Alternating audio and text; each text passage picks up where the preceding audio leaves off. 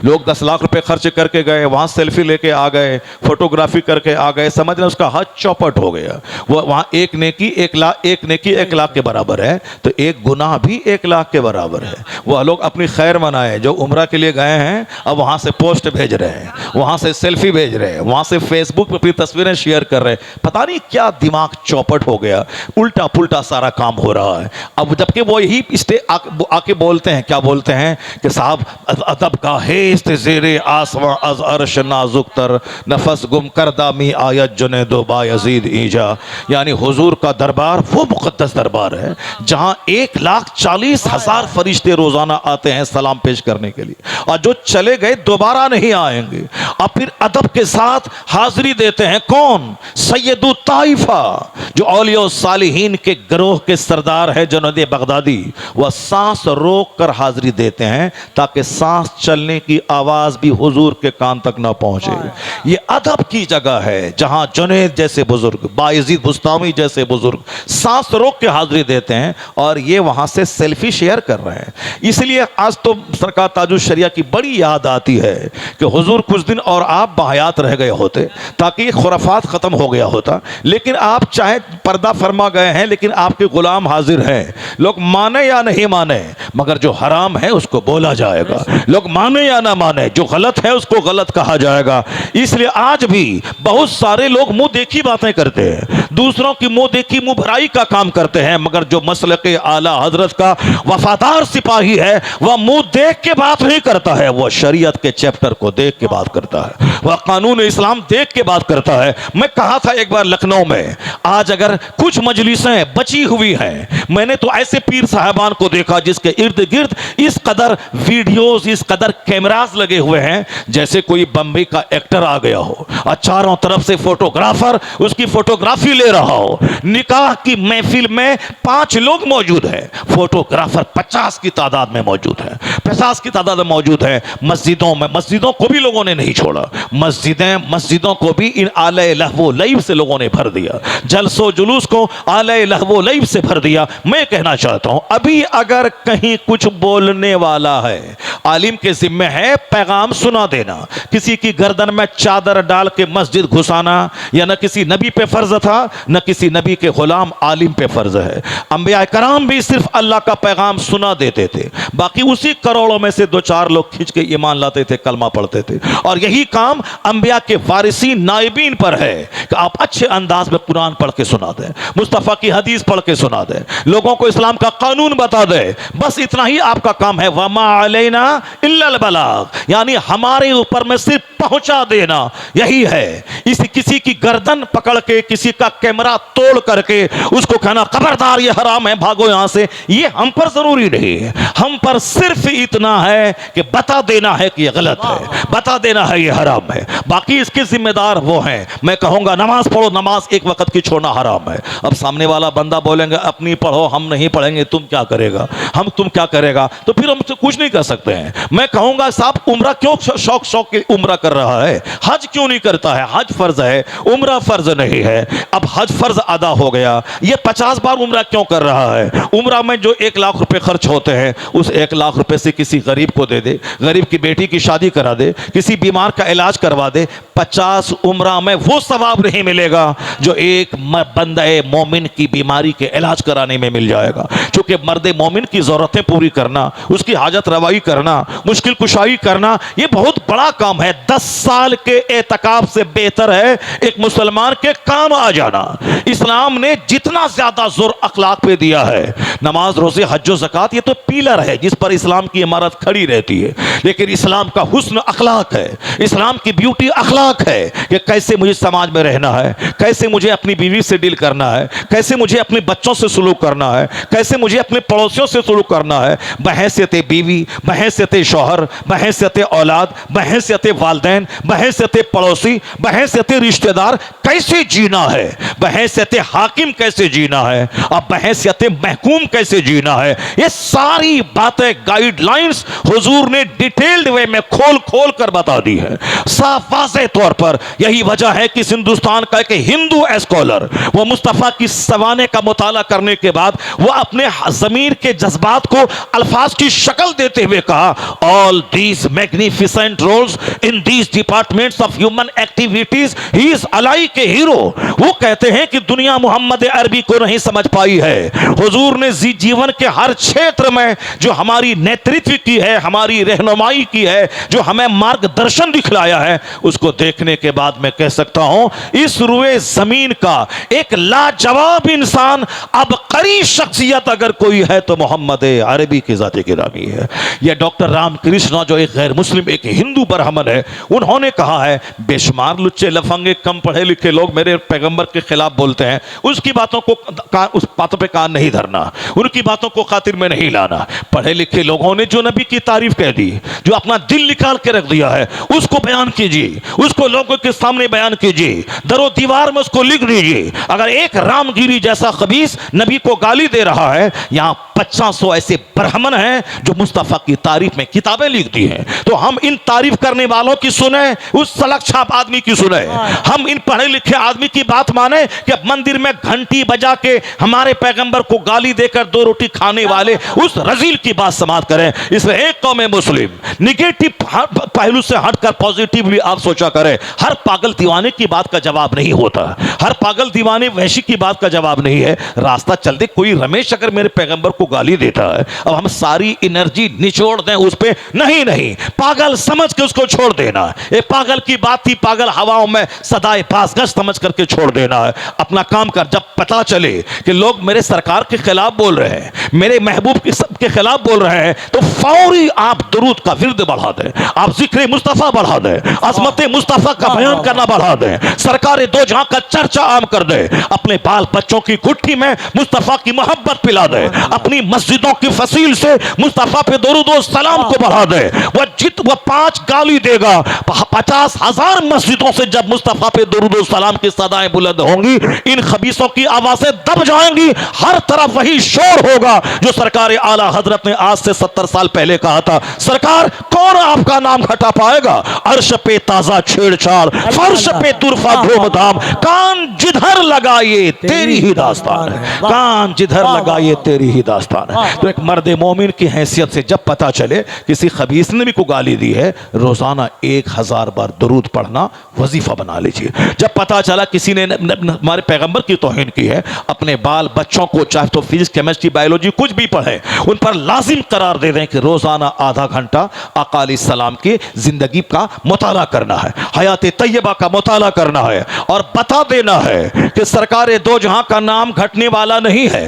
और फिर हर आने वाला दिन मुस्तफा के नाम का इतना चर्चा दुनिया में होता जाएगा कि नहीं सुना आपने? एक खबीस मरदूद ने कहा था आका अलैहिस्सलाम के बेटे का इंतकाल हो गया, बेटे का इंतकाल हो गया, तो कुछ कुफारो मुशरिकीन ने क्या कहना शुरू किया, अब इनकी आखिरी औलाद, इनका बेटा इंतकाल कर गया, अब इनका नाम लेने वाला कोई नहीं रह जाएगा। क्या कहा उन्होंने? इनका नाम लेने वाला कोई नहीं रह जाएगा। जब तक ये मोहम्मद अरबी हैं तब तक 2 4 10 50 मानने वालों की भीड़ जमा है, लेकिन अब चूंकि हर बाप के मिशन को लेके आगे औलाद बढ़ती है, इनके पास बेटा ही नहीं रहा, तो अब इनके मिशन को लेके आगे कौन बढ़ेगा? कौन इनके मिशन को लेके आगे बढ़ेगा? कहा कि मोहम्मद अरबी अबतर हो गए, यानी इनकी नस्ल कट गई, इनका बेटा मर गया, अब कोई इनका चर्चा करने वाला नहीं रहेगा। क्या कहा? ये अबतर हो गए, इनकी नस्ल कट गई, इनका बेटा था जो बेटा अपने बाप के मिशन को लेके आगे बढ़ता, बेटा ही नहीं रहा, तो अब इनका नाम लेने वाला कोई नहीं रह जाएगा। सरकारे दो जहां अलैहिस्सलाम के कान तक जब यह बात पहुंची तो आका अलैहिस्सलाम मायूस हो गए, और हुजूर का यही तो अब तुर्रे इम्तियाज यही रहा, सरकार की आदत हसना यही रही कि जो भी हुजूर को गाली देता, हुजूर अपनी तरफ से कोई सफाई पेश नहीं करते थे। सरकार दो जहां की जो भी तौहीन करता तो आका खुद नहीं कहते थे, हां अल्लाह की तौहीन अगर कोई करता था तो सरकार दो जहां का तेवर खजबनाक हो जाता था, वह उसकी बात का जवाब देते थे। लेकिन बस यही बात यहां भी है, अल्लाह की जात पे हमला कोई करता, सरकार दो जहां का हमला खतरनाक हो जाता, आपके बयान का तेवर खजबनाक हो जाता। लेकिन लेकिन जब हुजूर की शान में कोई गुस्ताखी करता था तो फिर फरमाने इलाही का तेवर गजबनाक हो जाता था। अल्लाह रब्बुल इज्जत की आयतें नाजिल होती थी अपने महबूब के डिफेंस में, महबूब के दिफा में, महबूब की शान और अजमत बयान करने के लिए। क्या कहा काफिरों ने, जबकि हुजूर का अखलाक इतना बुलंद था। सरकार ने नबूवत का ऐलान तो 40 साल की उम्र में किया है, लेकिन 40 साल के पहले जो 40 साल की एक लंबी जिंदगी गुजरी है, वह लंबी जिंदगी ऐसी गुजरी है कि हुजूर का बचपन ऐसा लाजवाब था कि सरकार आम तौर पर आम बच्चों की तरह कभी खेल तमाशे में आपने दिल नहीं लगाया। बचपन बिल्कुल उम्दा था, बचपन बिल्कुल अदब से बिल्कुल ममलू था। फरमाते हैं कि हुजूर ने कि 2 बार मेरे दिल में खेल की ख्वाहिश पैदा हुई और हमारे बचपन के साथियों ने कहा कि चलो एक बाजार में कहानी की एक महफिल सजी है, जरा जाके देख ले। आका फरमाते हैं कि मैं निकला, मैं चला, रास्ते में एक जगह इतनी गहरी नींद मुझको आ गई कि मैं सो गया। और जब मैं सो गया उस वक्त जगा जब सूरज की धूप मेरे जिस्म पे पड़ने लगी, गर्मी महसूस हुई, तब मैं उठा। क्या मतलब, हुजूर अपने बचपन के साथियों के कहने के मुताबिक, बचपन में आपकी उम्र 5 साल 6 साल 7 साल है, उस वक्त में आप एक बार गए, मगर अल्लाह रब्बुल इज्जत ने गवारा नहीं किया कि मेरा महबूब ये दुनियावी महफिलों में शरीक हो जो 40 साल की उम्र के बाद नबूवत का ऐलान करने वाले हैं। उनका बचपन भी किसी तरह खेल तमाशे से भरा हो, अल्लाह को गवारा नहीं हुआ, इसीलिए जबरदस्त नींद मुसल्लत कर दी। रास्ते ही में सो गए, जब धूप निकली, जब बदन को गर्मी लगी, उठे, फिर आप चले गए। फिर एक बार और ऐसा हुआ, उस बार भी ऐसा, इतनी जबरदस्त नींद आई कि आप सो गए। फिर तीसरी बार कभी भी आपके दिल में किसी महफिल, दुनियावी महफिल में जाने की ख्वाहिश नहीं पैदा हुई। हमेशा दूसरों को अदब से मिलना, दूसरों को सामान दे देना, अपने चचा की मदद करना, पड़ोसियों के काम आ जाना, पड़ोसियों के सौदा सलफ को बाजार से खरीद के लाके दे देना, यह सारा का मामूल रहा। जवान होने के बावजूद भी जवानी इतनी बेदाग आपकी रही कि आका अलैहिस्सलाम जवानी में, जबकि उस अरब मक्का में पैदा हुए जहां लोग सौतेली माताओं से दुर्व्यवहार करते थे, जहां पड़ोस की बीवियों के साथ गलत सलूक करते थे, जहां शराब और ज़िना नाम की चीजें आम थी, मगर उस समाज में हुजूर ने आंख खोली, शराब की एक बूंद का कोई दाग आपके मुनम्बर जिस्म पे नहीं है, ज़िनाकारी का कोई भी मनहूस कीड़ा, चोर दरवाजे से, बदनिगाही की शक्ल में भी कहीं से भी सरकारी जिंदगी में दाखिल नहीं हुआ। आका अलैहिस्सलाम हर तरह से बेदाग रहे, यहां तक कि लोग आपको कहते थे ये अमीन अमीन है, सादिकुल वाद है, सरकार को लोग ट्रस्ट वर्दी कहते थे। हुजूर का बचपन, हुजूर की जवानी बिल्कुल बेदाग थी। सरकार बाजार जाते थे, अगर पड़ोस का कोई आदमी बाहर चला गया, उनकी बकरी का दूहने वाला कोई नहीं है, आका अलैहिस्सलाम उनकी बकरियां दूह देते थे। अगर कोई बाहर चला गया, उनके घर का सौदा सलफ लाने वाला कोई नहीं है, तो आका बाजार जाने से पहले अपने पड़ोस में लोगों से कहते थे किसी को कोई हाजत तो नहीं है, सरकार जाते बाजार से उनकी सब्जियां लाके देते। इस तरह से हुजूर का बचपन, हुजूर की जवानी सब बिल्कुल मैचलेस, इनकंपेरेबल। यहां तक कि सरकार दो जहां अलैहिस्सलाम ने नबूवत का जब ऐलान फरमाया, उसके बाद भी आपने हुस्न सुलूक नहीं छोड़ा। लोग गालियां दे रहे हैं, आप उसका जवाब नहीं दे रहे हैं, लोग तरह तरह की बातें कर रहे हैं, आप जवाब नहीं दे रहे। कभी पंचायती नहीं की हुजूर ने कि तुम मेरी राह में कांटे क्यों बिछाते हो, तुम मेरी गर्दन में चादर क्यों डालते हो, तुम हमारी पीठ पर ऊंट की ओझरी क्यों डाल रहे हो, तुम हमें लहू लहान क्यों कर रहे हो। कभी हुजूर ने, चूंकि हुजूर का पैदाइशी वतन मक्का था, आपके खानदान के लोग वहां मौजूद थे, आप खानदान कुरैश में आपका खानदान सबसे लाजवाब, आपके माँ बाप की छवि सबसे लाजवाब, अल्लाह ने हर एतबार से लाजवाब महबूब को बनाया। पूरी दुनिया में सबसे लाजवाब खित्ता अरब का है, अल्लाह ने महबूब के लिए अरब को चुना। अरब में सबसे ज्यादा लाजवाब खित्ता वह उम्मुल कुरा मक्के का है, अल्लाह ने अपने महबूब के मक्का को चुना। पूरे मक्के में जितने कबीले आबाद हैं, सब में लाजवाब कबीला कबीला कुरैश है। हुजूर ने, अल्लाह ने अपने महबूब के लिए खानदान कुरैश को चुना। कुरैश में जितने भी ब्रांचें, जितनी भी शाखें हैं, सारी शाखों में अब्दुल मुत्तलिब की शाख सबसे लाजवाब, बहादुरी में, शुजाअत में, सखावत में, अल्लाह ने अपने महबूब के लिए दादा की सूरत में अब्दुल मुत्तलिब को चुना।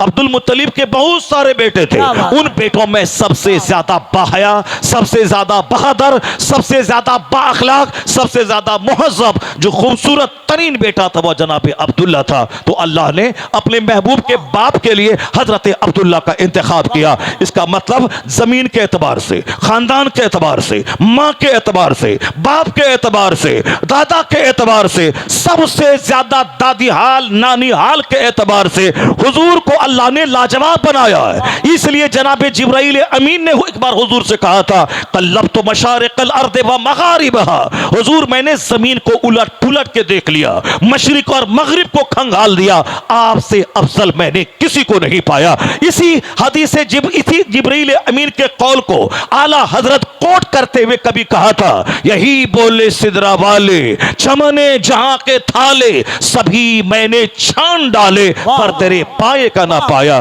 तुझे यक न यक बनाया, तुझे हमद है खुदाया। सरकार का हुस्न ऐसा लाजवाब था। हजरत अनस 10 साल तक मुस्तफा के पास रहे। वो क्या बयान करते, वमा मसस्तु दीबाजतन और हरीरन अलियना मिन कफ रसूलिल्लाह। हम लोगों ने मुस्तफा को नहीं देखा है, हम लोगों ने हदीस में मुस्तफा का हुलिया पढ़ा है, सरकार दो जहां के चेहरे अक़दस को मैंने पढ़ा है। लेकिन जिसने हुजूर को देखा है उनका स्टेटमेंट देखिए, जनाब अनस 10 साल तक सरकार दो जहां को देखा।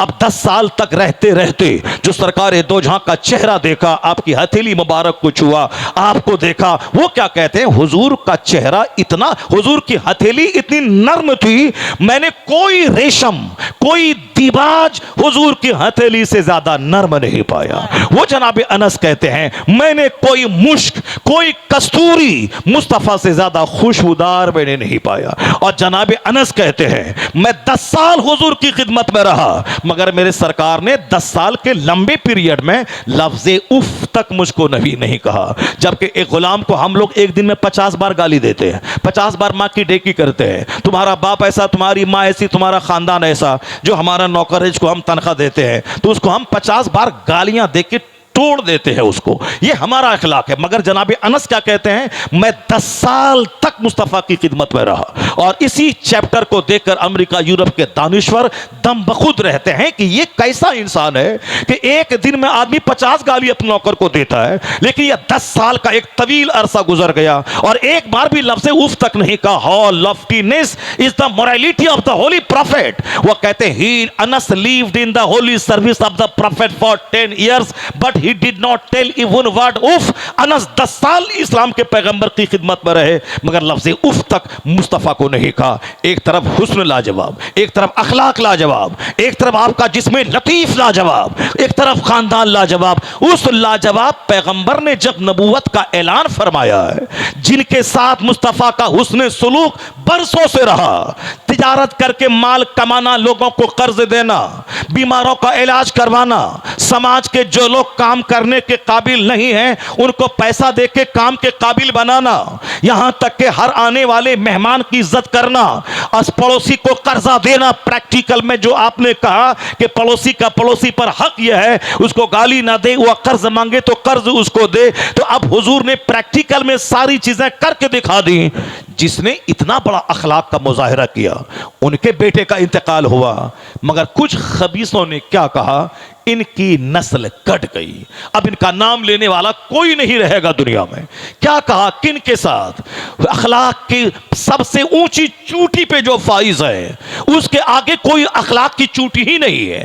हुजूर फरमाते हैं, बोइस्तो ले उतम्मिमा मकारिमल अखलाक, I have been sent to complete morality. मैं अखलाक को पाए तकमील तक पहुंचाने के लिए मैं पैदा हुआ हूं। अखलाक क्या है, सैयदा आयशा कहती हैं, काना खुलुकुल कुरान, मुस्तफा का अखलाक कुरान है। यानी इधर कुरान पढ़ें थ्योरी में, आप प्रैक्टिकल में कुरान पाक को देखें, मुस्तफा की जिंदगी देख लें। सरकार दो जहां का अखलाक इतना बुलंद था कि जो आपको पत्थरों से लहू लहान कर दिया, आपने उसके साथ भी हुस्न सुलूक को नहीं छोड़ा। लेकिन इन लोगों ने क्या सुलूक किया, हुजूर का बेटा इंतकाल किया तो क्या बोला कि अब इनकी नस्ल कट गई, कोई इनका नाम लेने वाला नहीं रह जाएगा। ये बदला दिया लोगों ने, इनकी नस्ल कट गई, ये अबतर हो गए, इनकी नस्ल कट गई, इनका चर्चा ना होगा। तो अब अल्लाह रब्बुल इज्जत ने अपने महबूब की उदासी को देखते हुए जनाब जिब्राइल अमीन को भेजा, जाओ मेरे हबीब उदास है, उसकी मायूसी दूर कर दे कि एक बेटा का इंतकाल हुआ तो क्या हुआ, इन्ना आतैना कल कौसर फसल्ली ले रब्बिका वनहर इन्ना शानिअका हुवल अबतर। यानी जो जो सूरत देखने में सबसे छोटी है, 3 आयतों पर मुश्तमल, ये आयत है कुरान की, ये कलाम है खुदा का, मगर यह तारीफ है मोहम्मद मुस्तफ़ा की। सरकार की अजमत इस तरह बयान कर रही है आयत करीमा कि इन्ना आतैना कल कौसर। अल्लाह ने कहा, ए हबीब आप गमगीन क्यों है, आप मायूस क्यों है? इन लोगों ने कहा कि आपकी नस्ल कट गई, आप अबतर हो गए, आपका नाम लेने वाला अब कोई नहीं रह जाएगा। हमने आपको खैर कसीर अता फरमाया, ऐसा खैर जो कभी खत्म न होने वाला है, ऐसी भलाई जिसका सिलसिला हमेशा दराज होता रहेगा। हर आने वाला वक्त आपके लिए बेहतर से बेहतरीन आता चला जाएगा। मैंने खैर कसीर कौसर आपको अता फरमाया। बस आपका काम है इस्लाम की तबलीग करते रहिए, नमाज पढ़ते रहिए, कुर्बानी करते रहिए। आप कभी इनकी बदगोई से आप रंजीदा ना हो। जहां तक सवाल रहा आपकी औलाद के मर जाने का और इनका कहना कि इनका नाम नहीं लिया जाएगा, इनकी नस्लें कट जाएंगी, तो सुन लीजिए, इन्ना शानी अकहुवल अबतर, जो आपका दुश्मन है इसकी नस्ल कट जाएगी, इनकी नस्ल कट गई। और आपको मैंने वो खैर कसीर अता किया है कि एक आपका बेटा मरा है, आने वाले वक्त में कई हजार करोड़ आपके रूहानी बेटे होंगे जो आपका नाम लेंगे, जो आपका कलमा पढ़ेंगे, आपकी खरमा रूहानी औलाद होगी। तो एक बेटा क्या मरा, अल्लाह ने आज हिंदुस्तान में 40 करोड़ मुस्तफा का वो गुलाम दिया है जिसके नाम के साथ लफ्ज़ मोहम्मद जुड़ा हुआ है। अब पूरी दुनिया में 200 करोड़ ऐसे मुसलमान हैं जिसके नाम के साथ लफ्ज़ मोहम्मद जुड़ा हुआ है। पता यह चला कि हर आने वाला वक्त मुस्तफा की अजमत का चर्चा होता जा रहा है, उनकी रूहानी नस्लें बढ़ती चली जा रही है। पहले 4 लोगों ने कलमा पढ़ा था, दुश्मन ने कहा कि हम मार देंगे, 4000 लोगों ने कलमा पढ़ लिया। फिर दुश्मनों ने कहा कि इनकी तादाद आगे बढ़ने नहीं देंगे, 4 लाख लोगों ने कलमा पढ़ लिया। दुश्मनों ने कहा मिटा देंगे, 4 करोड़ लोगों ने कलमा पढ़ा। दुश्मन ने कहा कि मैं इस्लाम को बढ़ने नहीं दूंगा, 400 करोड़ लोगों ने कलमा पढ़ लिया। और आज की तारीख में, आज से 100 साल पहले हिंदुस्तान में कुछ लोगों ने कहा था कि मुसलमानों को बढ़ने नहीं दूंगा, इनकी मस्जिदें, इनके मदरसों को मैं मिटा दूंगा। मगर आज अल्हम्दुलिल्लाह उसी हिंदुस्तान में कमोबेश 40 करोड़ कलमा पढ़ने वाले ऐसे हैं जिसके नाम के साथ लफ्ज़ मोहम्मद जुड़ा है। मोहम्मद अहमद, मोहम्मद समर, मोहम्मद कमर, मोहम्मद तौसीफ, ये कौन है? ये मोहम्मद अरबी की रूहानी औलाद, ये मोहम्मद अरबी के कलमा पढ़ने वाले उनके गुलाम है। तो एक को बेटा मरा था तो काफिरों ने मजाक उड़ाया, आपकी नस्ल कट गई। तो अल्लाह ने एक तरफ तो आपकी बेटी फातिमा ज़हरा से लाखों करोड़ों सादात का सिलसिला जारी फरमा दिया कि आपकी खूनी औलाद है जो क़यामत तक जारी रहेगी, और दूसरी तरफ एक रूहानी मानवी औलाद है, एक रूहानी औलाद आपका कलमा पढ़ने वाला। नबी अपनी उम्मत के बाप के मुकाबिल होते हैं, औलाद और उनके कलमा पढ़ने वाली उम्मत उनकी औलाद के दर्जे में होती है। तो नबी मोहतरम के क़यामत तक खरबों औलाद, रूहानी औलाद, कलमा पढ़ने वाले गुलामों की शक्ल में। तो अब आप देख सकते हैं कि जिसने कहा था कि आपकी नस्ल कट गई, आज अबू जहल की कोई औलाद नहीं है, उतबा की नस्ल का एक बच्चा नहीं है, शैबा की नस्ल का एक बच्चा नहीं है, अबू लहब की नस्ल का एक बच्चा नहीं है, मगर मुस्तफा जाने रहमत की खूनी नस्ल का लाखों सैयद दुनिया में मौजूद है। और हमारे आप जैसे रूहानी औलाद उनकी खरबों की तादाद में दुनिया में मौजूद है। इसलिए आने वाला वक्त मायूसी का नहीं है, वक्त गुजरता जाएगा, मुस्तफा की अजमत का डंका पूरी दुनिया में बजता रहेगा। इन्ना आतैना कल कौसर फसल्ली लिरब्बिका वनहर इन्ना शानिअका हुवल अबतर। सरकार दो जहां का चर्चा कुरान शरीफ की आयतों में आप महसूस कर सकते हैं, किस तरह अल्लाह ने अपने महबूब को ढारस बंधाई, किस कदर अपने महबूब को तसल्ली दी, किस कदर अपने महबूब की उदासी दूर की। इसे सूरह कौसर जब भी आप पढ़ें तो लगे कि आयत है कलामुल आयत है कुरान की, मगर यह नात है मुस्तफ़ा की, यह वस्फ है मुस्तफ़ा की। आप पूरी सूरत मुस्तफ़ा की ताईद और तस्दीक और आका अलैहिस्सलाम की अज़मत का खुतबा पढ़ रही है। आपको मालूम है एक बार सरकार दो जहां को उसी तरह एक सरफिरा, एक पागल, यह तारीख पुरानी रही है। कुछ लोग हैं जो सरकार पे जान छिड़कते थे, जान हथेली पे लेके मैदान जंग में गर्दनें कटाना चाहते थे, हुजूर के बगैर एक लम्हा जीना नहीं चाहते थे, हर वक्त सरकार का नजारा करते रहे। हुजूर कहते थे चल चलो और रहील की सदा बुलंद होती थी। यह लोग अपने बाल बच्चों को त्याग कर मैदान जंग में निकल जाते थे। ये वही अरब के लोग थे जो अल्हड़ थे, जो गमार थे, मगर हुजूर ने वो अखलाक का पाठ ऐसा पढ़ाया, सब मुस्तफ़ा के दीवाने हो गए। पूरा अरब अंदर से बाहर से बदल गया। तो सरकार दो जहां अलैहिस्सलाम की एक तरफ तारीफ करने वाली एक जबरदस्त टीम मौजूद है, वहीं एक खबीस था जो सरकार दो जहां को एक बार मजनू कह दिया था। सरकार दो जहां को कल भी मजनू कहा था, और आज भी कोई खबीस सरकार दो जहां को गाहे बगाहे आका अलैहिस्सलाम की शान घटाता हुआ कोई खबीस नजर आ रहा है, उसे दिल बर्दाश्ता होने की कोई जरूरत नहीं है। पूरा कुरान मुस्तफ़ा की तारीफ में भरा हुआ है। आला हजरत कहते हैं, ए रजा खुद साहिब कुरान है मद्दाह हुजूर, फिर तुझसे कब मुमकिन है मिदहत रसूलुल्लाह की। खबीस वलीद इब्ने मुगीरा ने हुजूर को मजनू कहा। सरकार दो जहां ने नहीं कहा कि मरदूद मैं मजनू नहीं हूं, तुमने ऐसा क्यों कहा? नहीं नहीं, हुजूर ने कभी अपने ताल्लुक से कभी पंचायती ही नहीं की। आपकी राहों में कांटे बिछाए गए, कोई पंचायती नहीं। आपके सरों पे धूल डाली गई, मगर कोई पंचायती नहीं। हम लोगों को भी सरकार दो जहां के अखलाक की एक खैरात एक धूल की शक्ल में लेनी चाहिए कि अपने ऊपर हमला हो उसका बहुत जबरदस्त नोटिस नहीं लेना है। अपने ऊपर हमला हो कोई नोटिस नहीं लेना है। पड़ोसी कोई कष्ट पहुंचाए सब्र करना है। साहब सामने वाले रिश्तेदार से कोई तकलीफ पहुंचे सब्र करना है। यह नहीं कि तुमने सलाम नहीं किया था 50 बार मैं सलाम नहीं करूंगा। तुमने मेरे बीमार होने के बाद तुम देखने नहीं आए, अब हम तुमको देखने नहीं जाएंगे। तुमने हमारे घर में शादी की तकरीब में तुम नहीं आए, अब तुम्हारे यहां हम नहीं जाएंगे। ये हम जैसे कमजोरों की कहानी है। वह एक बार सलाम नहीं किया, हम 50 बार सलाम नहीं, जवाब नहीं देते हैं। वह एक बार तोहफा नहीं भेजा, अब 50 बार हम उसको तड़पाते हैं। नहीं नहीं, सिले रहमी का मतलब है वह तकलीफ पहुंचाए आप सब्र करें। आपको पता चले कि वो आपकी कीमत कर रहा है, लेकिन आप अनसुनी कर दें, ऐसा लगे कि जैसे आपने सुना ही नहीं है।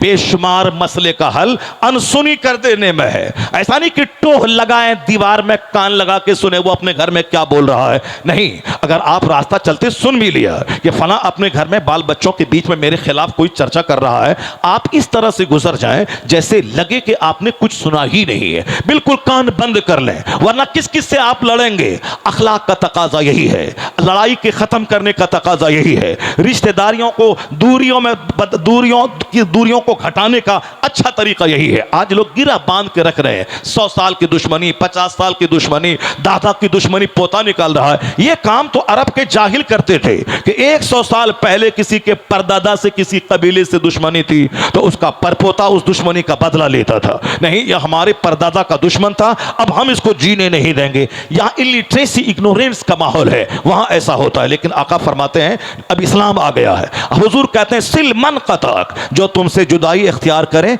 तुम उससे जुड़ने की कोशिश करो। जो तुमको नहीं दे तुम उसको देने की कोशिश करो। जो तुमको सलाम नहीं करे तुम उनको सलाम करो। नफ्स तो बोलता है कि मैं बड़ा हूं या छोटा है सलाम नहीं करो। नफ्स तो कहता है कि मैं शौहर हूं या बीवी है मैं सलाम नहीं करो। नफ्स तो कहता है कि मैं अमीर हूं या गरीब है मैं सलाम ना करो। नफ्स की मानेंगे तो शैतान बन जाएंगे। नफ्स तो कहता है कि मैं शेखुल हदीस बुखारी पढ़ाने वाला हूं और ये मुंशी जी फारसी की पहली पढ़ाने वाला है, मैं क्यों उनको सलाम करूं। नफ्स तो कहता है कि मैं बड़ा हूं ये छोटा है मैं क्यों सलाम करूं। तो फिर क्या होगा, कोई सलाम किसी को नहीं करेगा। समाज नफरत करने वाले जानवरों से भर जाएगा। मगर हुजूर ने इस नफरतों की दीवार को तोड़ने का एक शानदार पैगाम दिया। क्या पैगाम दिया? हुजूर ने कहा मेरी इत्ताअत करो, मेरी पैरवी करो। अल्लाह ने क्या कहा, मैं अपने हबीब को तेरे लिए मॉडल बना के भेजा हूं। मैं मॉडल का क्या मतलब है, सिर्फ ये नहीं कहते रहना कि गुलाब की पंखड़ी ऐसी है, मॉडल ऐसा है, नमूना ऐसा है, पत्ती ऐसी है, फूल ऐसा है, सिर्फ ये कह के मत रहना, बल्कि ये मॉडल ये है कि इनकी पैरवी करना, जो ये कहते हैं उनकी बात मानना, तारीफ भी करना, तौसीफ भी करना। मगर ये एक हिस्सा है, एक जबरदस्त हिस्सा है उनकी पैरवी करना, उनके बताए हुए रास्ते पे चलना, उनकी बातों को मानना। तो हुजूर ने को अल्लाह ने क्या कहा, मोता बना के भेजा, जिनकी इताअत की जाए वह मोता है, उनकी जिनकी पैरवी की जाए। सरकार दो जहां के ताल्लुक से दर्जनों आयतों में है, पैरवी करो इनकी। वमन युतिइर रसूल फकत अता अल्लाह, जिसने अल्लाह के रसूल की अताअत की उसने अल्लाह की इताअत की। क्या मतलब, जिसने अल्लाह के रसूल की माना उसने अल्लाह की माना। अल्लाह की रसूल पाक की मानना का मतलब अल्लाह की बात मानना, तो अल्लाह के रसूल की बात मानने का मतलब यही है। हुजूर क्या कहते हैं, आका फरमाते हैं सिल मन कताक, जो तुझसे जुड़े कटना चाहे तुम उससे जुड़ने की कोशिश करो।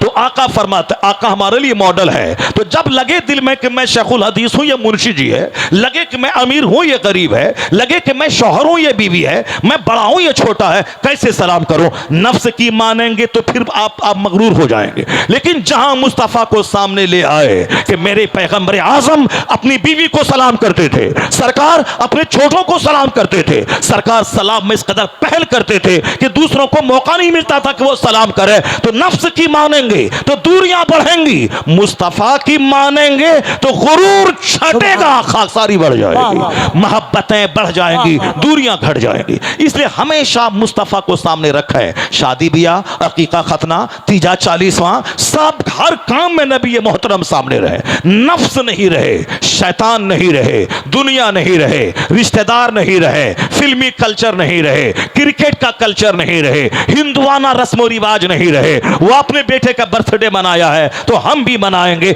नहीं नहीं, मुंह समाज को नहीं देखना है, मुंह नहीं देखना है। वो अपने बच्चे के बर्थडे पार्टी में कव्वाली मनाया है तो हम भी कव्वाल को बोला कि कव्वाली करवाएंगे। वो अपने बच्चे की पैदाइश पे किसी मीरासी, किसी पमरिया, किसी हिजड़ी की डांस करवाया है तो हम भी करवाएंगे। समाज को देखेंगे रुस्वा हो जाएंगे, समाज को देखेंगे जलील हो जाएंगे, फिल्म कल्चर को देखेंगे रुस्वा हो जाएंगे। मुस्तफा पे नजर रहे और अपना सारा काम हुजूर के फरमान की रोशनी में हो। जन्नत तो वहां मिलेगी, यहां राहते कल्ब मिलेगी, इत्मीनान कल्ब मिलेगा, यहां मोहब्बतें मिलेंगी, अदावतें घटेंगी, यहां फरहत भरी जिंदगी मिलेगी। अगर अल्लाह ने चाहा मुस्तफा की गुलामी की वजह से हुकूमत मिलेगी, सल्तनत मिलेगी, राहत मिलेगी। वो नहीं कामयाब होगा जो किसी बंदर के सामने सर झुकाता हो, वो कभी कामयाब ना होगा जो छुछंदर को खुदा कहता हो, वो कभी कामयाब ना होगा जो कभी कीचड़ को खुदा कहता हो, वो कभी कामयाब ना होगा जो किसी सांप को खुदा कहता हो। इसलिए एक कौम मुस्लिम जो कुछ भी आजमाइश है दुनिया में,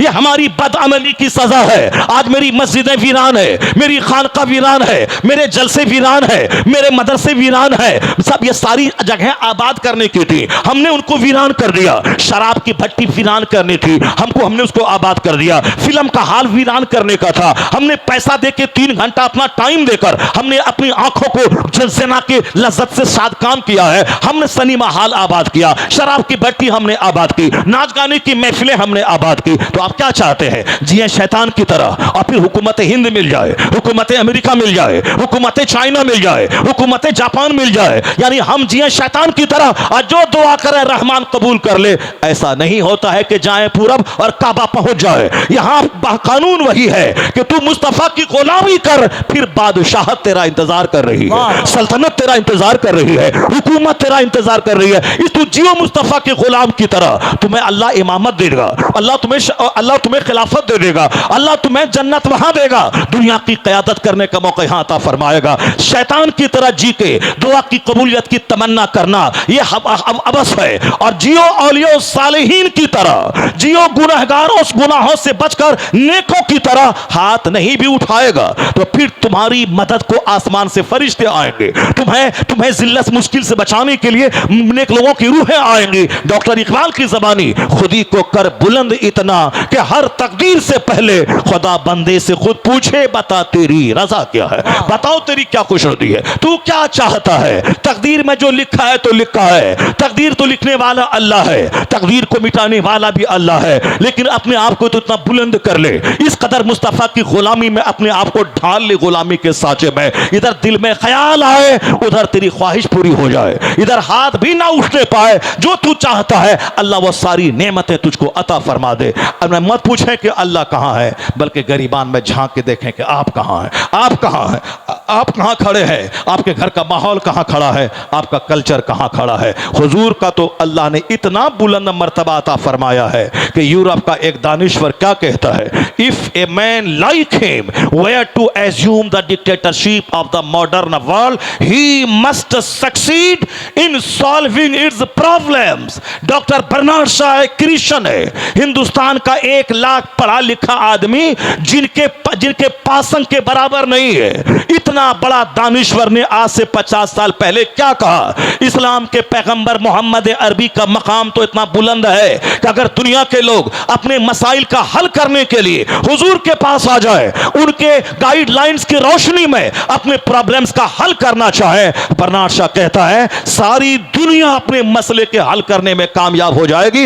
इसलिए कि मोहम्मद अरबी सिर्फ मुसलमानों के मसीहा का नाम नहीं है, he must be called the saviour of humanity. मानवता के रक्षक है मुस्तफा, इंसानियत के मुहाफिज है मुस्तफा। जो भी इंसान मुस्तफा के नेतृत्व में मार्गदर्शन में पनाह लेगा, भले ही कोई काफिर हो, जन्नत वहां नहीं मिलेगी मगर दुनिया का प्रोग्रेस, दुनिया की तरक्की उसको मिलेगी, क्योंकि मुस्तफा के कानून पे अमल करने में दोनों जहान की भलाई है। अगर काफिर मुस्तफा की हदीस पर अमल करे, संजीदगी से, मेहनत से, जद्दोजहद से, सब्र से काम ले, तो जापान जैसा तबाहशुदा मुल्क वह दुनिया का सबसे मालदार तरीन मुल्क बन जाए। अगर नबी का गुलाम जद्दोजहद, जहदे मुसलसल, इस स्ट्रगल से काम ले तो जन्नत तो वहां मिलेगी, तरक्की यहां मिलेगी, माली मदद यहां मिलेगी, क्योंकि जो दुनिया की तरक्की के तकाजों को फुलफिल करेगा वो भिखारी नहीं बनेगा, वह मोहताज नहीं रहेगा। जो हाथ पे हाथ धरे बैठेगा, मुंतजिर रहेगा आसमान से खजाना उतर जाए, जमीन से कोई खजाने की हांडी निकल जाए,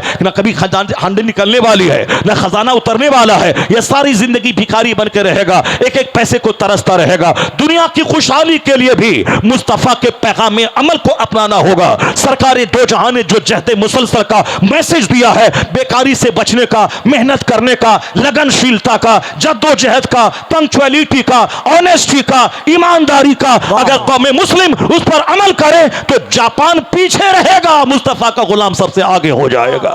मुसलमान अगर उस पर अमल करे तो जन्नत भी मिलेगी, दुनिया की खुशहाली भी मिलेगी। लेकिन अगर कोई मुसलमान मक्का का बीज खेत में डाले ही नहीं और तमन्ना करे कि साहब मकई की फसल उपज के मेरे घर में आ जाए, ऐसा नहीं होता है। समंदर की सतह पे मकान नहीं बनता है, हवाओं में महल तामीर नहीं होता है। सिर्फ तमन्ना करने से और मज़ारात पे बैठकर मुरादें मांगने से मसले का हल नहीं होता। मसले का हल जद्दोजहद से, मसले का हल स्ट्रगल से, मसले का हल मेहनत से, मसले का हल संजीदगी से, मसले का हल इल्म से, मसले का हल इल्म पर अमल से। मसले का हल इस पर है एहसास कमतरी में शिकार होने का नहीं, बल्कि मुसीबतों की कीचड़ में लथपथ होने के बाद वहां से उम्मीद की किरण लेके उठने का है। जापान में एक शख्स अंग्रेज गया, वहां 10 साल तक जापानी जबान सीखने के बाद उन्होंने वहां की कौम से तजर्बात हासिल किए। एक किताब लिखी the story of Japan, Japan की कहानी। उसमें एक पैराग्राफ उसने लिखा है, जो जिसने हवाई जहाज दिया है, जिसने माइक्रोफोन दिया है, जिसने कंप्यूटर दिया है, जिसने ट्रेन दिया है, यानी ये सारे सामान 7 समंदर पार के यहूद और नसारा,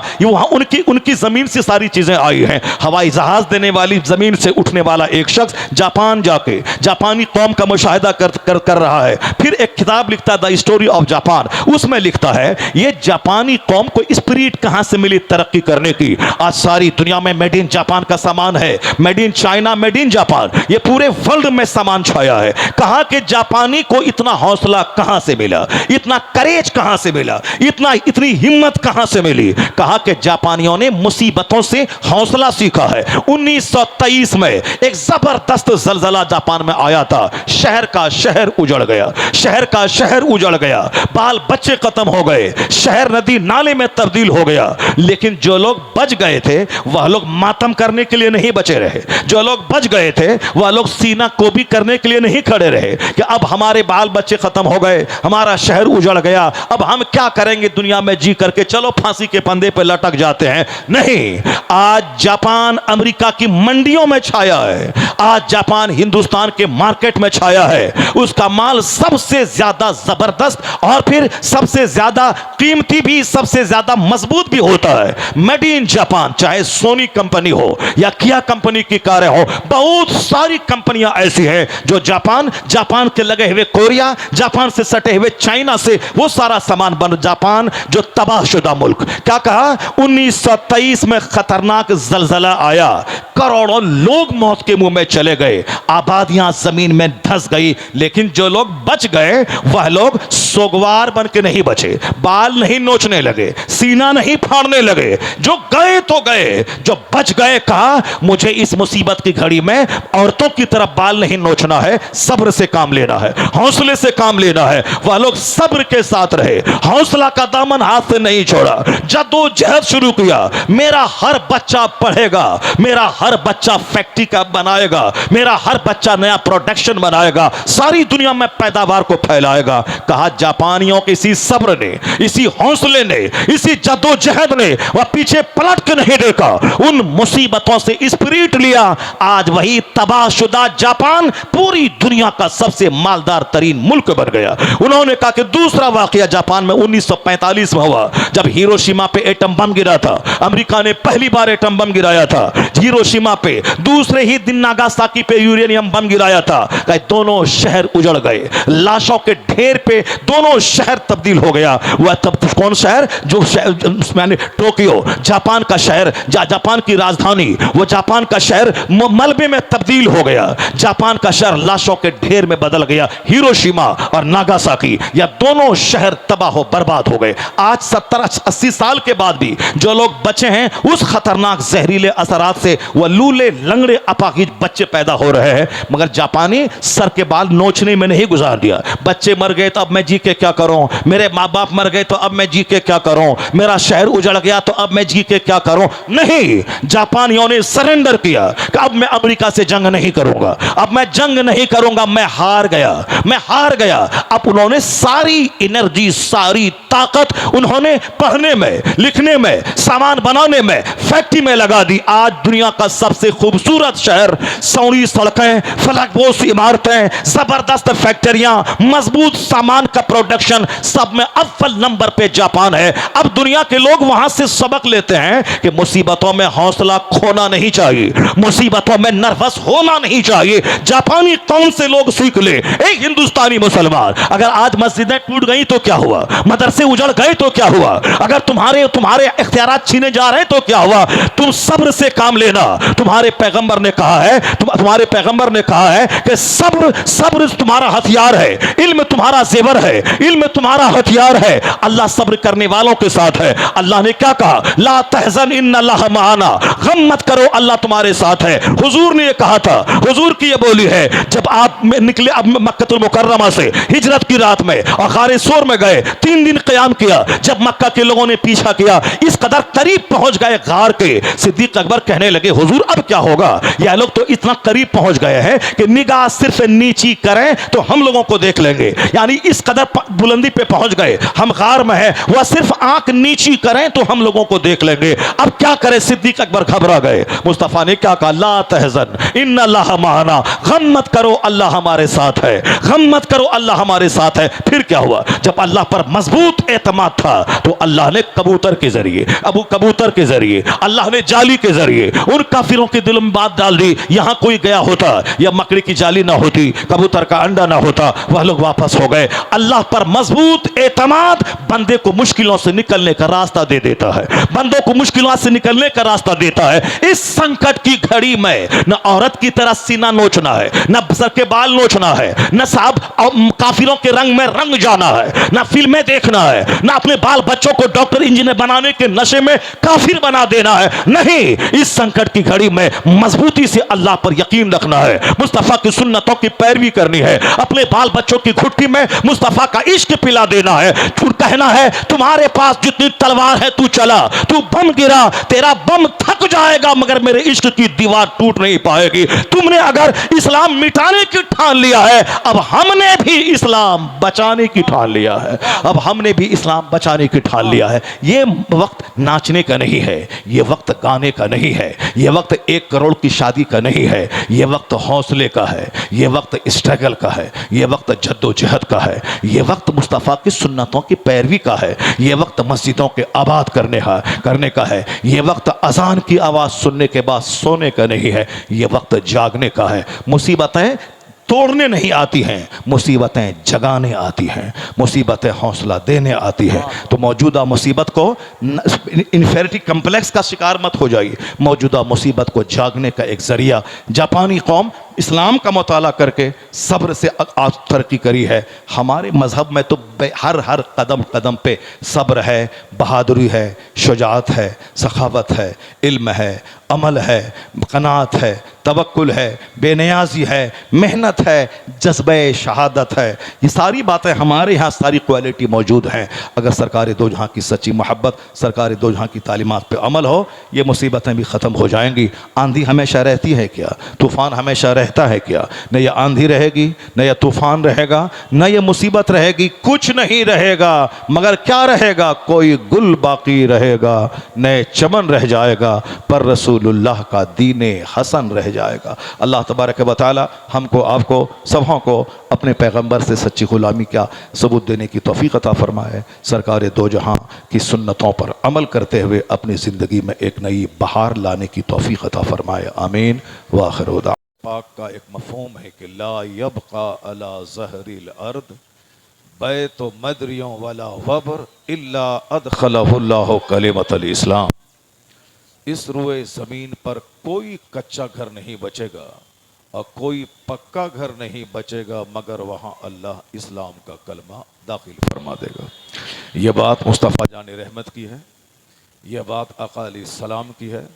दुनिया के दानिश्वरों की बातें उलटती पुलटती रहती हैं, अदलती बदलती रहती हैं, लेकिन आका ने जो बात कह दी वह बात पत्थर की लकीर है।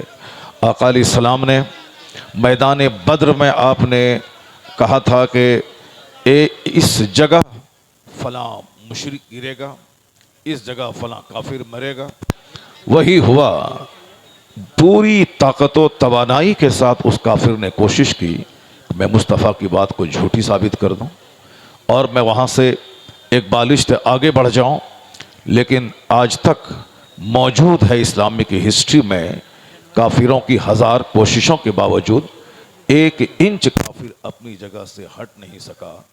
जहां हुजूर ने लकीर खींच दी थी कि यहाँ फला काफिर मरेगा, उसी जगह मरा। और ये इस बात की दलील है कि हुजूर ने जो कह दिया है वो पत्थर की लकीर है। चाहे सूरज पश्चिम से निकल जाए या चांद उगना बंद कर दे या आसमान ज़मीन पे टूट पड़े, कुछ भी हो, मगर हुजूर ने जो बात कही है वह बात बिल्कुल सच है। उसमें कोई तब्दीली ना आज 1400 साल के अंदर हुई है और न ही हो सकती है। तो आका ने जो कुछ कहा वो आपने सुना। आने वाला वक्त मजहब इस्लाम का है, आने वाला वक्त मजहब इस्लाम के फॉलोवर्स का है। पूरी दुनिया में कोई ऐसा खित्ता नहीं बचेगा जहां मजहब इस्लाम का कलमा दाखिल न हो जाए। वक्ती आंधी है, ये वक्ती तूफान है, ये आरजी मुसीबत है। दुनिया में, दुनिया का नाम ही है चेंजिंग, अदलना बदलना, इसी को दुनिया कहते हैं। दुनिया का मतलब है जो चीज़ एक हालत पे कायम न रहे। अल आलमो मुतगय्यरुन, दुनिया आलम बदलने वाला है। वह कुल्लु मुतगय्यरिन हादिसुन, और हर बदलने वाली चीज़ हादिस है। फल आलम हादिस, आलम हादिस है, ये दुनिया फ़ानी है। दुनिया की परिभाषा यह है कि कोई चीज़ एक हालत पे ना रहे। बच्चा पैदा होता है, बचपन से बच्चा गुजरता है, फिर जवानी में दाखिल होता है, बुढ़ापे में, फिर उसके बाद दुनिया छोड़ के चला जाता है। यही 3 स्टेज हैं, बचपन, जवानी, बुढ़ापा। कोई चौथा स्टेज नहीं आने वाला। जो बचपने से गुजर रहे हैं वह समझ लें कि मुमकिन है कि शायद जवानी नहीं आ पाए, क्योंकि करोड़ों बच्चे हैं जो जवानी ही में दुनिया से चले जाते हैं। बहुत सारे लोग हैं जो जवान हो चुके हैं, सेकंड स्टेज में आ चुके हैं। वो ये नहीं समझें कि उसके लिए बुढ़ापा है, तीसरा स्टेज बुढ़ापा है। लेकिन करोड़ों नौजवान ऐसे हैं जिन्होंने बुढ़ापे का मुंह नहीं देखा, बल्कि जवानी ही में दुनिया से चले गए। एक बहुत बड़े अरबपति जवानी में बेशुमार दौलतें उन्होंने जमा की, लेकिन उसी ऐन जवानी में भी 10 साल हुए हैं दौलत के कमाए हुए, ख़तरनाक मर्ज कैंसर में गिरफ्तार हुए, बिस्तरे मर्ग पे पड़ गए। आने वाले लोग उनके पास आते थे और कहते, दिलासा देते थे, मगर वो कहते थे कि मैं अपनी हालत पे नहीं रो रहा हूँ, मैं तुम सबों को अपनी ज़िंदगी से इबरत दिलाना चाहता हूँ कि मैंने अपनी ख्वाहिश के मुताबिक बेपनाह मेहनत की, मैंने करोड़ों की दौलत मैंने जमा की, लेकिन उन दौलतों से लुत्फ अंदोज होने से पहले पहले अब मैं कैंसर से पीड़ित होकर मैं दुनिया से जा रहा हूँ।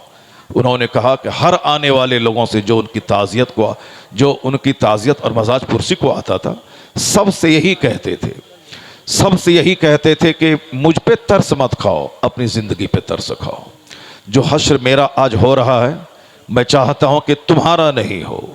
तुम इस ज़िंदगी से धोखा मत खाओ, तुम जवानी से धोखा मत खाओ। मैंने भी सोचा था कि एक लंबी मुद्दत तक दौलतों को मैंने जमा किया है, उससे मैं फ़ायदा हासिल करूँगा, बुढ़ापे में खूब ऐश करूँगा, बेपनाह दौलतें मेरे पास रहेंगी, मैं किसी का मोहताज नहीं रहूँगा।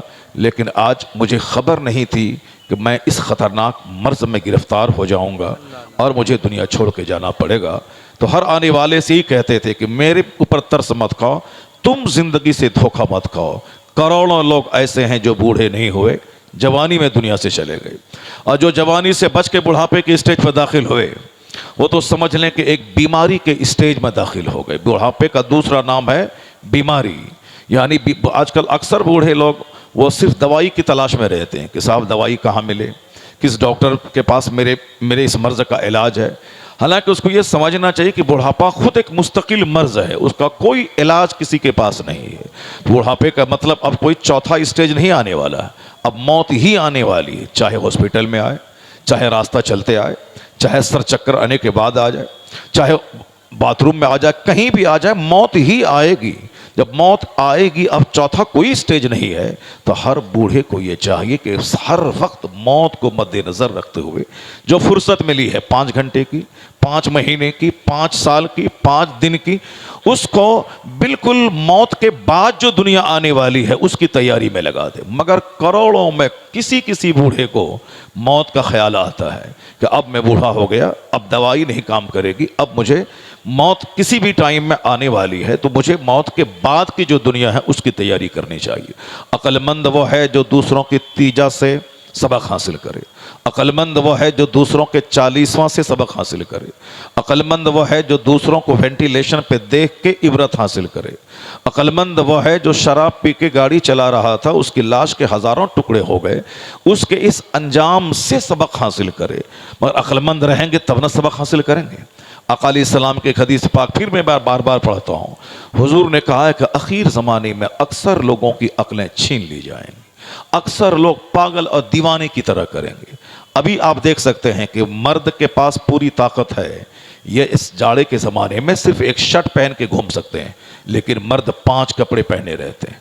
औरतों का जिस्म मर्दों के मुकाबले में नर्म और नाजुक होता है, बिल्कुल समझ लें कि एक लतीफ़ जिस्म की मलका होती है वो। अल्लाह ने उसके चेहरे पे दाढ़ी नहीं दी, चूँकि उसका चमड़ा बिल्कुल नर्म और नाजुक होता है। अब वह नर्म नाजुक हैं, वह एक कपड़ा पहनकर उसका फैशन बिगड़ न जाए, उसका मेकअप ख़तरे में ना पड़ जाए, सर्दी में ठिठुरती हैं, मगर वह चादर से अपने सर को नहीं ढांपती हैं। क्यों? इसलिए कि उसका मेकअप बिगड़ न जाए। अब इसको आप क्या कह सकते हैं?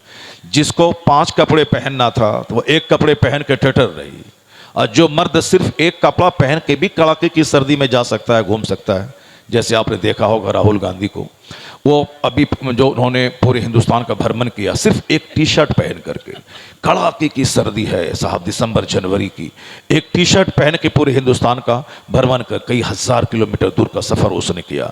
कैसी ताकत थी उनके पास? ये मर्द है, मर्द के पास ताकत रहती है। तो मैं कह रहा हूँ कितना उल्टा पुल्टा काम हो रहा है। जिस औरतों को 5 कपड़ा पहनना चाहिए वो 1 कपड़ा पहन रही है, और जिस मर्द को 1 पहनना चाहिए अब साहब ये 5 पहन रहे हैं।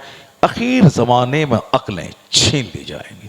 हुजूर ने क्या फरमाया? तुनज़अ उक़ूलु अक्सर ज़ालिका ज़मान, एक ज़माना ऐसा आएगा कि अक्सर लोगों की अक्लें छीन ली जाएंगी। शादी एक कॉन्ट्रैक्ट, एक इजाब और कबूल का नाम है। 5 लोग गवार हैं, 2 लोग गवार हैं, इजाब और कबूल शादी का नाम। लेकिन लोगों ने गैर ज़रूरी तौर पर शादी में मेहंदी की रस्म, हल्दी की रस्म, साहब सगाई की रस्म, न जाने कितनी रस्में दाखिल कर दी। उन्होंने बैंड बजाया है तो मैं बजाऊंगा, उन्होंने डीजे बजाया है तो मैं बजाऊंगा, उन्होंने साहब 50 स्कॉर्पियो पे बारात को लेके गया है तो मैं भी लेके जाऊंगा। एक साहब एक दीवानगी है लोगों में। हुजूर ने क्या कहा 1400 साल पहले? लोगों की अक्लें छीन ली जाएंगी, लोग बेवकूफ़ हो जाएंगे। दुनिया में खाना इसलिए है ताकि मैं जिंदा रहूं, और जिंदा इसलिए रहूं ताकि मैं अपने रब्बे करीम की इबादत करूं। लेकिन यहां देखिए सिर्फ खाने का मुकाबला है, चाउमीन, बर्गर, सैंडविच, टिक्का, ये वो, जबकि इसकी वजह से मौतें हो रही हैं, लोगों के हार्ट ब्लॉकेज हो रहे हैं, लोगों का लीवर फैटी हो रहा है, खतरनाक मर्ज लीवर के पैदा हो रहे हैं। और डॉक्टर कहते हैं कि जंक फूड मत खाइए, डॉक्टर कहते हैं कि साफ फास्ट फूड मत खाइए, मगर एक दुनिया दीवानी है, उसी के पीछे पागल है। शाम हुई, सड़क के किनारे दुकान लगी, हजारों दीवाने जमा हो गए। क्या मतलब? वो खाना खा रहे हैं जिस खाना खाने के बाद वो सेहतमंद नहीं रहेंगे, जिस खाना खाने के बाद वो कैंसर को दावत देंगे, जिस खाना खाने के बाद वो साहब ब्लड प्रेशर हाई को दावत दे रहे हैं। कुछ भी हो, डॉक्टर झूठ बोलता है। खाओ, पहले जिंदगी मिली है खाने पीने के लिए। क्या कहा हुजूर ने? आखिर जमाने में लोगों की अक्लें छीन ली जाएंगी। जो कुछ आज देख रहे हैं वो बहुत अच्छा नहीं हो रहा है, वो सब वही हो रहा है जो सरकार ने आखिरी जमाने की पहचान और अलामत अपने बयान की है। ज़िनाकारी आज बिल्कुल सस्ती हो गई। आदमी 10 रुपए में जिना कर रहा है, एक डब्बे मिठाई में जिना कर रहा है, लेकिन शादी में 1 करोड़ रुपए लगेंगे। जबकि हुजूर ने शादी को इतना सिंपल बनाया था कि सिर्फ 2 गवाह के सामने ईजाब कबूल हो जाए, भीड़ लगाने की जरूरत नहीं है। रात में निकाह तय हो, रात में ईजाब कबूल हो जाए। दिन में रिश्ता तय हो, दिन में ईजाब कबूल हो जाए, दिन में ईजाब कबूल हो जाए। सिर्फ 4 लोग, सिर्फ 2 लोग गवाह हैं, 4 लोग मौजूद रहे, निकाह हो, पुराने कपड़े में निकाह हो जाएगा, बगैर किसी बाराती को खाना खिलाए निकाह हो जाएगा। लेकिन अब देख लें साहब, जब तक कपड़ा खरीदने का पैसा ना हो निकाह नहीं होगा, जब तक साहब मेहंदी की रस्म के लिए कपड़े नहीं जाए तब तक साहब शादी नहीं होगी, जब तक लड़की को नौकरी नहीं मिले तब तक शादी नहीं होगी, जब तक लड़के को नौकरी नहीं मिले तब तक शादी नहीं होगी, लड़के को नौकरी मिलेगी तब शादी होगी। शादी की उम्र है 18 से 20 साल, अब शादी नौकरी मिलेगी उसको 38 साल में, शादी होगी 40 साल में, यानी अब वो बुढ़ापे के करीब शादी करने जा रहा है। इस 20 साल के अंदर में अगर लड़के से खता हो गई, लड़के का पांव फिसल गया, वो तवैफ के कोठे पे चला गया, तो बुखारी की हदीस में आया है कि जवान होने के बाद अगर निकाह में ताखीर हुई, उस ताखीरी निकाह की वजह से बच्चा बच्ची का पांव फिसल गया, माँ बाप उस जुर्म में शरीक समझे जाएं। ज़िना करे लड़की मुजरिम हो बाप, ज़िना करे लड़का मुजरिम हो बाप। जुर्म क्या है? शादी में लेट करने का। जुर्म क्या है? शादी में ताखीर करने का। इसी जुर्म की वजह से आप उस गुनाह में शरीक समझे जाएंगे। ये बताइए मुझको, 40-45 साल में जब शादी होगी, 50 साल के बाद तो बुढ़ापा आ जाता है। अब 5 साल ही वो बच्चा अब शादी के बाद अपनी बीवी के साथ रह पाएगा, जबकि जो आदमी 18 साल में शादी कर लिया, उसकी उम्र 45 साल पहुंचते पहुंचते उसका बेटा 25 साल का हो गया।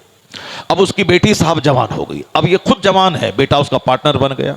अब ये दोनों मिलकर के कमाएगा, दूसरों के मुकाबले में ज्यादा दौलतें कमाएगा, ज्यादा खुशहाल रहेगा।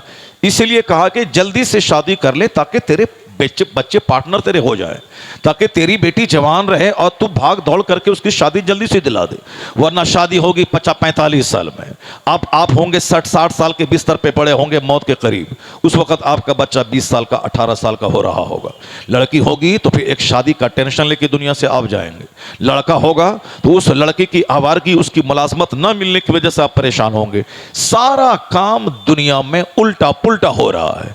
मैं नमाज पढ़ रहा हूँ रेलवे स्टेशन पे, कहते हैं कि साहब ये मस्जिद नहीं है, ये प्लेटफॉर्म है, आप यहां नमाज ना पढ़ें। उसी प्लेटफॉर्म पे एक लड़का एक लड़की के साथ कांधे पे हाथ रख के मस्तियां कर रहा है। कोई पुलिस वाला बोलने को तैयार नहीं है, कोई नहीं बोलता अरे साहब ये प्लेटफॉर्म है, ये तवाइफ का अड्डा नहीं है, ये प्लेटफॉर्म है, ये आपका अपना घर नहीं है, ये अगरचे आपकी बीवी है, मगर बीवी है तो आपके लिए आपका घर है, ये प्लेटफॉर्म है, यहाँ हजारों लोग सफर कर रहे हैं। मैं नमाज पढ़ूं तो कहते हैं कि साहब ये प्लेटफॉर्म है, मस्जिद नहीं है। अब वो ज़िना करे तो कोई बोलने वाला नहीं कि साहब ये प्लेटफॉर्म है, ये तवाइफ का अड्डा नहीं है। क्या कहा हुजूर ने? अक्लें छीन ली जाएंगी, अक्लें छीन ली जाएंगी। दुनिया हिंदुस्तान में जब नमाजी बढ़ेंगे तो क्राइम घटेगा, नमाजी बढ़ेंगे तो गुरूर घटेगा, नमाजी बढ़ेंगे तो हरामखोरी घटेगी, नमाजी बढ़ेंगे तो शराब नोशी घटेगी, नमाजी बढ़ेंगे तो ज़िनाकारी घटेगी। आज हर कदम कदम पे ज़िनाकारी है, कदम कदम पे शराब नोशी है, कदम कदम पे साहब बड़े बड़े घोटाले हैं। जो मंत्री कुर्सी पे बैठे हैं वो घोटाला कर रहे हैं साहब, जो बड़े बड़े ओहदों पे फाइज हैं, डीएम उसको घोटाले में मुलविस है, एसपी वो घोटाले में मुलविस है। हमारे पूर्णिया का एक डीएम, बहुत बुरी सजा उसको गवर्नमेंट ने दी साहब, तनख्वाह उसकी 2 लाख रुपए महीना है, करोड़ों रुपए गैर कानूनी ढंग से वो कमा रहे हैं, सिर्फ एक नहीं बल्कि हजारों ऑफिसर। तो मैं कहता हूं हुकूमत हिंद से, साहब आपके ऑफिसर गर्दन तक रिश्वत में धंसे हैं, उसके खिलाफ कोई आपके पास कोई कानून नहीं है, आपके नेता उसके खिलाफ नहीं बोल रहे हैं। साहब कोर्ट में जितना हो रहा है आप उसके खिलाफ कुछ नहीं बोल रहे हैं। आरपीएफ के जवान, रेलवे प्रोटेक्शन फोर्स, ये साहब एक सफर करती हुई लड़की के एसी कमरे में घुस करके उसके साथ दस्तदराजी कर रहा है, साहब उसके इज्जत के साथ खेल रहा है, आप कुछ नहीं बोल रहे हैं। अब हम जानते हैं नहीं बोल पाएंगे, क्योंकि कलकत्ता मेडिकल कॉलेज में जो जनाकारी हुई सारा हिंदुस्तान जान रहा है, सारी दुनिया थर्रा रही है। ऐसा नहीं कि जहां निकाब होगा उसी को झांक झांक के देखने की ख्वाहिश दिल में पैदा होती है। अभी एक डॉक्टर बोल रहा था कि साहब आपकी औरतें निकाब क्यों पहन रही हैं, क्योंकि जो चीज हिडन पोशीदा रहती हैं लोग उसको बार बार देखता है, और जब वो ओपन रहेंगी तो लोग नहीं देखेगा। मैं कहता हूं साहब यही आपका फॉर्मूला है।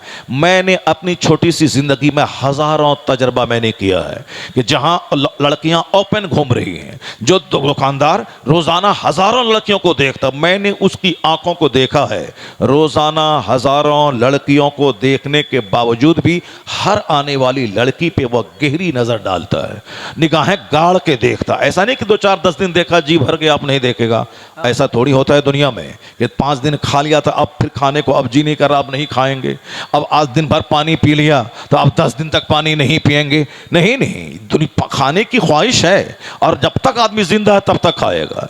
पानी पीने की ख्वाहिश है, जब तक दुनिया में जिंदा रहेगा बंदा तब तक पानी पिएगा।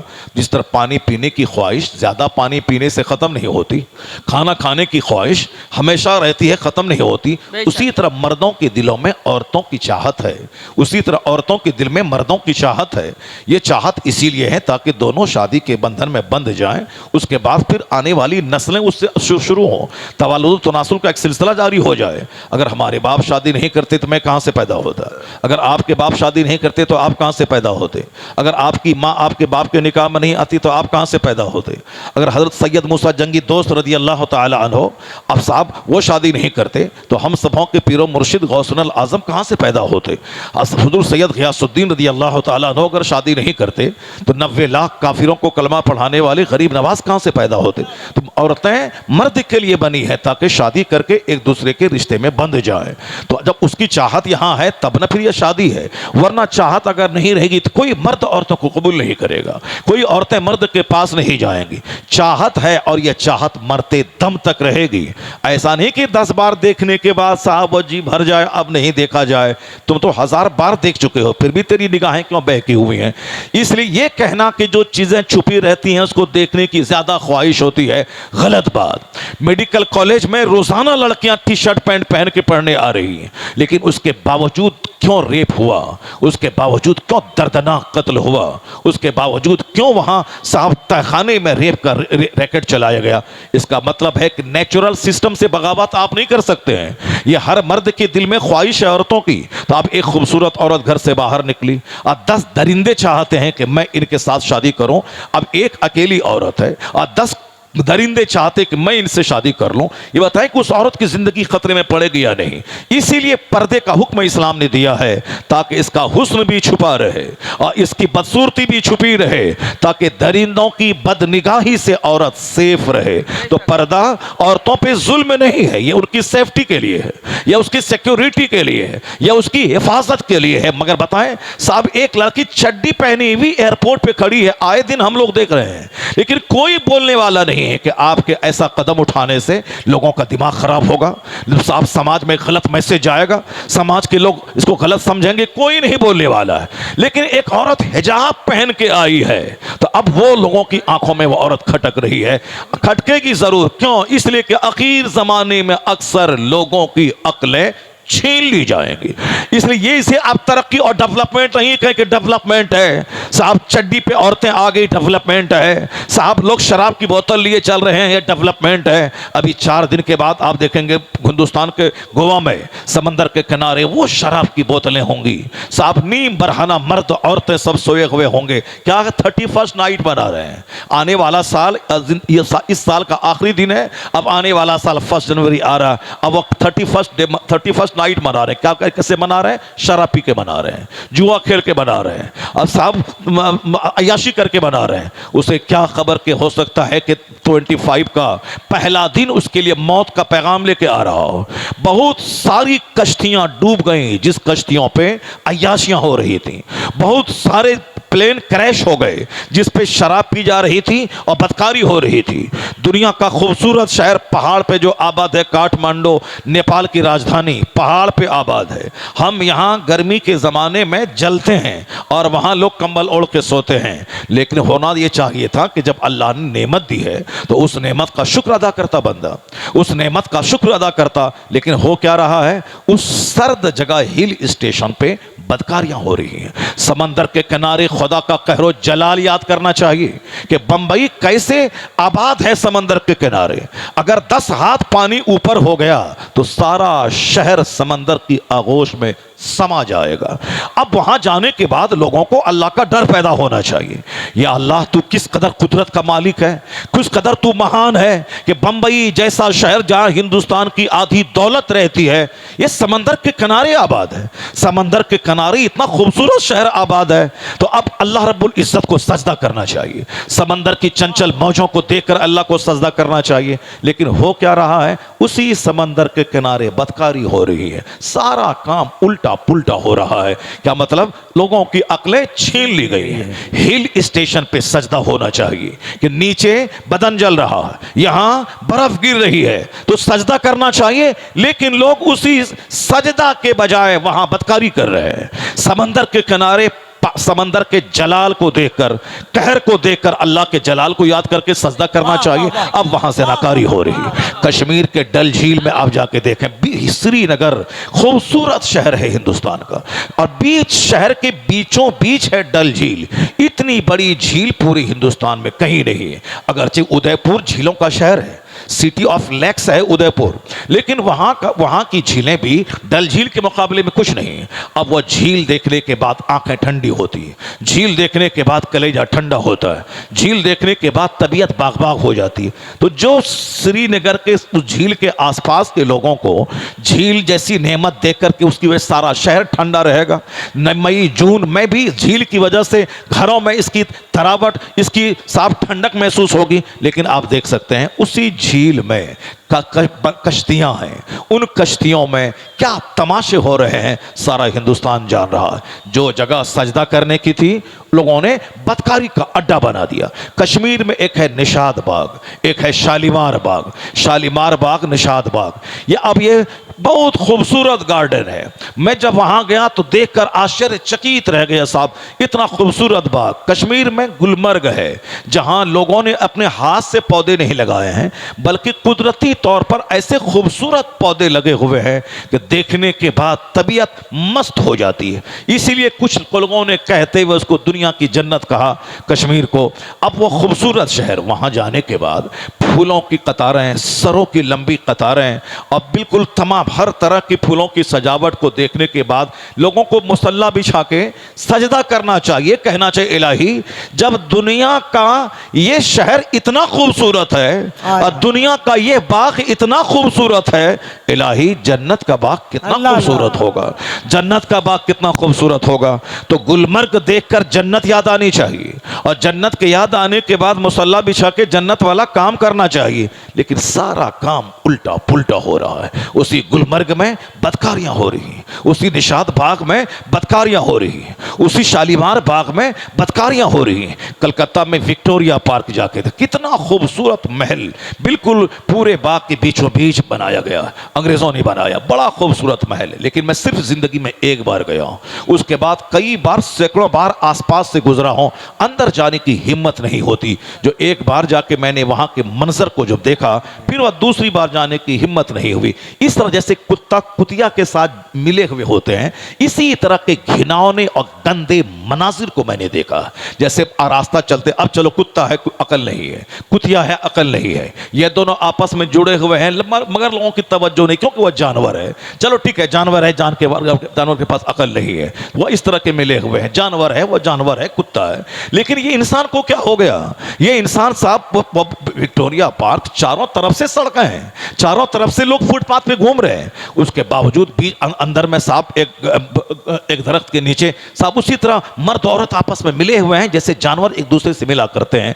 आप कहते हैं डेवलपमेंट है, क्या डेवलपमेंट है यार? दिल्ली पंजाब में जाके 2 पैसा कमा के बस ईंट जोड़ लिया, डेवलपमेंट है? एक बुलेट खरीद लिया, डेवलपमेंट है? एक छोटा सा घर बना लिया, डेवलपमेंट है? एक छोटी सी आल्टो खरीद ली, डेवलपमेंट है? यहां तो डेवलपमेंट के नाम पे विनाशकारी का एक तूफान आ गया है। ये डेवलपमेंट नहीं है, ये क्या है? डिसअपॉइंटमेंट है। ये डेवलपमेंट नहीं है, तनज़ुली है, ये तबाही है। दुनिया क़यामत के करीब आ रही है। जब देखो कोई महल बना रहा है, ये कभी मत बोलना कि डेवलपमेंट हो रही है, बल्कि ये कहना कि जो दौलतें ज्यादा नाजायज तरीके से जमा करेगा उसका हिसाब भी बहुत ज्यादा होगा। ये आग के करीब जा रहा है। ये 4 लेन की सड़कें ये बता रही हैं कि दुनिया विनाश के करीब जा रही है। या 150 मंजिला मकान ये बता रहा है कि दुनिया विनाश के करीब जा रही है। ये खाने पीने पहनने का मुकाबला ये इस बात की दलील है कि दुनिया विनाश की ओर बढ़ रही है। ये बेहयाई का बढ़ना, शराब नोशी का बढ़ना ये इस बात की दलील है कि दुनिया विनाश की तरफ जा रही है। तो वो तरक्की नहीं है मकान दुकान खाने का मुकाबला। जब देखो किसी का सजदा बढ़ रहा है या बोलो तरक्की है, कोई तहज्जुद पढ़ रहा है या बोलो तरक्की है, कोई झूठ छोड़ दिया ये बोलो तरक्की है, कोई बाअखलाक बन गया ये बोलो तरक्की है। यानी अगर नमाज रोजे हज और ज़कात में इजाफा हो रहा है तब कहो ये तरक्की है। और सिर्फ मकान जमीन का खरीदना ये तरक्की नहीं बल्कि तनज़्ज़ुली है। बेहतर वो है जो मुस्तफा के तरीके पे चलता हो, उसको देखो तो बोलो जन्नती को देखना हो तो इसे देख लिया जाए। नारे तकबीर। तरक्की कपड़े का मुकाबला नहीं, तरक्की मकान की तामीर, तरक्की किरदार की तरक्की। पहले शराबी था अब नमाजी हो गया, ये तरक्की है। पहले दाढ़ी मूंढता था अब दाढ़ी रख रहा है, ये तरक्की है। पहले बेनमाजी था अब नमाजी हो गया, ये तरक्की है। पहले बखील था कंजूस था अब सखी बन गया, ये तरक्की है। पहले मगरूर था घमंडी था अब आजिज़ो खाकसार हो गया, ये तरक्की है। तो तरक्की का मेयार ये है, वो नहीं जो आपने फानी और आर्जी चीजों को समझ लिया है। अब जरा गौर से एक हदीस सुनिए, फिर उसके बाद मैं टॉपिक की तरफ में लौट के आता हूं। आका अलैहिस्सलाम की एक हदीस है कि आखिर ज़माने में लोग ऐसे लोग जो बकरी के चराने वाले होंगे, जो नंगे बदन नंगे पांव चलने वाले होंगे, उसको तुम देखोगे यततावलून फिल बुनियान, यानी फलकपोश बड़ी बड़ी इमारतों में इतराएंगे। वो कौन लोग? यततावलून फिल बुनियान, कौन लोग? वह लोग जो दुनिया में नंगे पांव चलते थे, जो बकरियां चराते थे। जैसे आजकल आप कहते हैं कि फला का बाप बकरी चराता था लेकिन आज उसका बेटा डेवलप कर दिया, उसका बेटा डेवलप कर रहा है, उसका बेटा मकान बना रहा है। साहब फला दूसरों के घर में गाय चराता था लेकिन आज वो डेवलप कर गया, मकान बना लिया, अपनी गाड़ी खरीद लिया, इनोवा क्रिस्टा है, फॉर्च्यूनर है, बहुत मुकाबला है, बड़ी ज़बरदस्त गाड़ी खरीद ली। आप क्या कहते हैं? तरक्की है। मगर आपके पैगंबर क्या कहते हैं? आपके पैगंबर कहते हैं, आपने वो हदीस सुनी होगी जो साहब उम्मुल हदीस है, आपने वो हदीस सुनी होगी जो हदीस जिब्रील कहते हैं। जनाब जिब्रील अमीन इंसानी शक्ल में हुजूर के पास आए थे और सरकार से सवाल कर रहे थे कि हुजूर मल ईमान मल इस्लाम, ईमान क्या है, इस्लाम क्या है। और फिर एक सवाल था कि क़यामत की निशानी क्या है। तो हुजूर ने कहा था अन तलदल अमतो रब्बतहा, मुस्तफ़ा ने कहा था जब देखना कि औरतें अपने मालिक को जन्म देंगी। क्या मतलब? बांदियां अपने मलका को जन्म देंगी। एक माना यह है कि नाफरमान औलाद कसरत से पैदा होगी। मर्द को औलाद को अपनी माँ का पांव चूमना चाहिए, औलाद को अपनी माँ की पेशानी को बोसा देना चाहिए, औलाद को अपने बाप की पेशानी को चूमना चाहिए, जो कि माँ बाप के पांव को चूमने से जन्नत की चौखट के चूमने का मजा मिलता है। माँ बाप को देखने से हज मबरूर का अज्र मिलता है। एक दिन में 100 बार माँ बाप का चेहरा देखें, हज मकबूल का अज्र मिलेगा।